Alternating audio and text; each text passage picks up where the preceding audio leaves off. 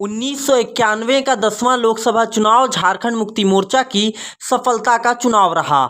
अविभाजित बिहार में झारखंड क्षेत्र की 14 में 8 सीटों पर चुनाव लड़कर 6 सीटों पर झामुमो ने जीत दर्ज की। राजमहल से साइमन मरांडी, दुमका से शिबू सोरेन, गोड्डा से सूरज मंडल, गिरिडीह से विनोद बिहारी महतो, जमशेदपुर से शैलेंद्र महतो और सिंहभूम से कृष्णा मार्डी लोकसभा पहुंचे। हारने वाले 2 प्रत्याशियों में खूंटी से रमेश सिंह मुंडा और धनबाद से अकलू राम महतो थे। झामुमो ने जनता दल के साथ मिलकर चुनाव लड़ा। जनता दल ने चतरा और कोडरमा सीट पर जीत दर्ज की। हालांकि सफलता के साथ ही झामुमो के लिए झंझावतों का दौर भी शुरू हुआ।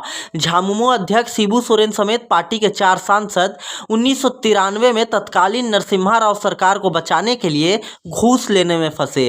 ये सांसद घूस कांड के नाम से भी जाना जाता है।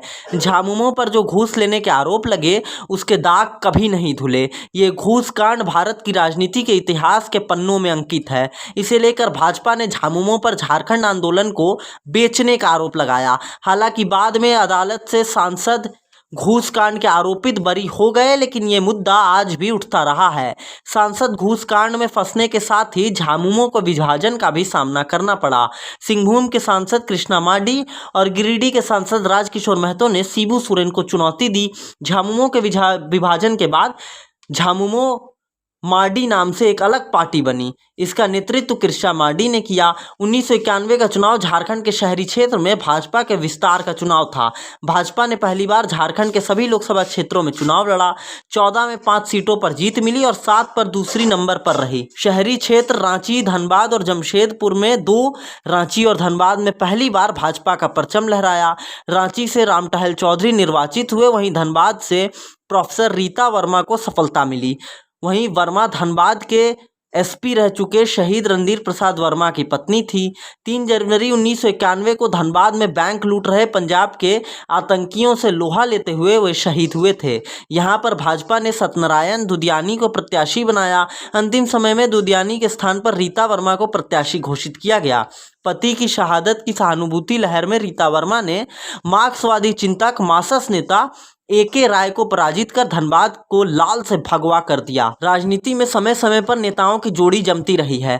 कभी अटल अडवाणी की जोड़ी थी तो आज मोदी शाह की चल रही है। 1991 के लोकसभा चुनाव के बाद बिहार झारखंड की राजनीति में झामुमो नेता शिबू सोरेन और सूरज मंडल की जोड़ी खूब जमी। झामुमो और शिबू सोरेन के हर निर्णय में सूरज मंडल की निर्णायक भूमिका होती थी। 1993 में केंद्र की तत्कालीन नरसिम्हा राव सरकार को बचाने के लिए झामुमो ने कांग्रेस का समर्थन किया था।